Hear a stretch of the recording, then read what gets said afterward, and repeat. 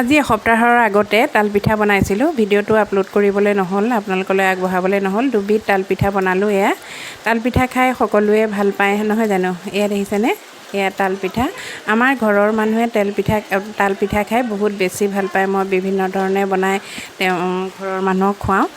অৱশ্যে তালটো মই কিনি আনো, 20 টকাকৈ লয়। তালটো মই কিনি আনো। এয়া দেখিছেনে? বৰপিঠাৰ দৰেও বনাব পাৰি, বিভিন্ন ধৰণে বনাব পাৰি, কেকো বনাব পাৰি। কিমান ধুনীয়াকৈ ফুলে। এটা ডাঙৰ কথা, বৰপিঠাতকৈও বহুত বেছি কোমল তালপিঠাটো, আৰু খুব ডাঙৰকৈ ফুলে, খুব বেছি ভাল লাগে। বয়সস্থ মানুহে খাবলৈও বেছি ভাল পায়। দেখিছেনে কিমান ধুনীয়া ফুলপাহৰ নিচিনা লাগিছে। মই এতিয়া এইখিনি ধুনীয়াকৈ গুচাই লৈ চূণ পানীত ডুবাই থ'ম, 2 ঘণ্টামান ডুবাই থ'ম। তেতিয়া মানে তাৰ তিতিকি ভাৱটো নাথাকে। ইয়াত 3টা গুটি থাকে তালত। 3টা গুটি মই ধুনীয়াকৈ মিক্সিত নহয়, পিহনাত মাৰি ল'ম। পিহনাত মাৰি লৈ আকৌ চালনীত চালি ল'ম, কিয়নো তাৰ আঁহবিলাক পেটৰ কাৰণে বহুত বেছি বেয়া। দেখিছেনে? চুলিৰ নিচিনা আঁহবিলাক পেটত পাক খাই ধৰিবও পাৰে, বহুত ভয় লাগে। সেইকাৰণে আকৌ চালনীত বা কাপোৰত ধুনীয়াকৈ চেকি ল'ব লাগে। এয়া গুচাই আছোঁ মই। পকাটো গুচাবলৈ একেবাৰে সহজ। মই অৱশ্যে তালপিঠা এইবাৰহে খাইছোঁ দেই। এয়া গুচাই আছোঁ। আপোনালোকে যিসকলে নাজানে, নতুন ছোৱালীসকলে, তেওঁলোকে এইটো বনাই ঘৰৰ মানুহক খুৱাব পাৰিব। নতুন বোৱাৰীসকলে, যিসকলে নাজানে, ঘৰৰ মানুহক এনেকৈ খুৱাব পাৰিব বনাই। আপোনালোকে চাই থাকক। এয়া মই ধুনীয়াকৈ এইটো এতিয়া চূণ পানীতে তিয়াই থৈ দিম। এই ক'লা বাকলি গোটেইখিনি এৰুৱাই ল'ব লাগিব। তাৰপাছত এয়া 3টা গুটি দেখিছেনে? কিছুমানৰ 2টা গুটিও থাকে দেই। সেইটো এতিয়া চূণ পানী দি থৈ দিম। অলপ সময় লাগে এনেকৈ ধুনীয়াকৈ এৰুৱাই লৈ পানীখিনিত মই ডুবাই তাতে অকণমান চূণ গুটি থৈ দিম। অকণমান নিমখো দিব লাগে। মই অৱশ্যে নিমখ দিয়া নাই।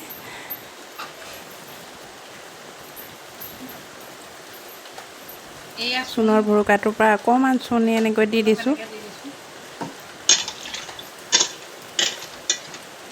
তাৰপাছত 2 ঘণ্টামান এনেকৈ তিয়াই থোৱাৰ পাছত তুলি লৈ পিহনা এখনত ধুনীয়াকৈ গোটেই ৰসখিনি উলিয়াই ল'ম। এইখিনি এতিয়া ঢাকি থৈ দিম মই। তাৰপাছত গোটেই আটাৰ লগত বনাম।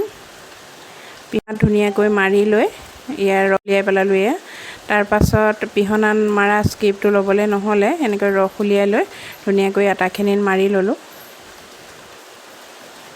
আপোনালোকে পিঠাগুড়িও দিও বনাব পাৰে। বহুতে পিঠাগুড়ি, গাঁৱৰ মানুহে কিন্তু পিঠাগুড়ি দিয়ে বনায়। আমিও পিঠাগুড়িয়ে বনাওঁ। কিছুমান পিঠাগুড়ি দি বনাওঁ, কিছুমান এনেকৈ আটা বা ময়দা দি দিওঁ। ইয়াতে আটাও পিঠাগুড়িও দি দিছোঁ দেই, শুকান পিঠাগুড়ি। এনেকৈ ধুনীয়াকৈ আটা মৰা দি মাৰি লৈছোঁ। এয়া আপোনালোকে চাই থাকক। তাৰপাছত এতিয়া মই এটা বেলেগ ষ্টাইলৰ পিঠা বনাম। কাজুৰ দৰে এনেকৈ বহলাই লৈ কাটাৰ এডালে ধুনীয়াকৈ কাটি ল'ব লাগে। এডাল কাটাৰ এনেকৈ কাটি প্ৰথমতে এনেকৈ থৈ ল'ব লাগে। তাৰপাছত এটাকৈ ভাজি দিলেই হ'ল। বহুত ধুনীয়াকৈ ফুলে, খাবলৈও বহুত বেছি ধুনীয়া। আপোনালোকে যদি খায় তেতিয়া গুড় মিহলাই দিব, আৰু যদি মানে মিঠা নাখায় গুড় নিমিহলালেও হ'ল। গাখীৰ চাহৰ লগত খাবলৈ বহুত বেছি ধুনীয়া। এনেকৈ ফ্ৰাই কৰি পেলালোঁ কাটি লৈ। এয়া দেখিছেনে কিমান ধুনীয়া হৈছে, কাজুটোৰ দৰে লাগে। উঠাই পেলালোঁ। দেখিছে কিমান ডাঙৰকৈ ফুলিছে। এনেকৈ বনাই খাবচোন, বহুত বেছি ভাল লাগে। আকৌ অলপ ভাজিলোঁ।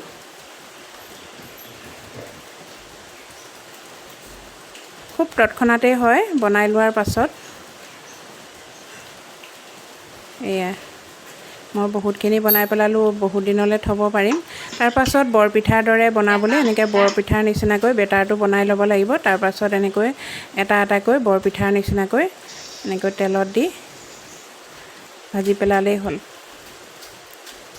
বহুতে বহুত ধৰণে বনায়, মই এনেকৈয়ে বনাওঁ। আপোনালোকে চাই থাকক। এনেকৈ বনাবলৈও সহজ, খাবলৈও বহুত বেছি ধুনীয়া। এইটো বৰপিঠা দেখিছে পটককৈ ফুলে, ইমান ধুনীয়াকৈ ফুলে নহয়, বনাবলৈ ভাল লাগে। বস্তু এটা কিবা এটা বনাবলৈ লৈ ছাকচেছ হ'লে সফল হ'লে বহুত বেছি ভাল লাগে মই এইবাৰ প্ৰথম বনাইছোঁ দেখিছেনে কি ধুনীয়া হৈছে বৰপিঠাৰ দৰে এনেদৰে নতুন নতুন ভিডিঅ' লৈ আপোনালোকৰ ওচৰলৈ আকৌ আহিম আজিলৈ আহিছোঁ বাই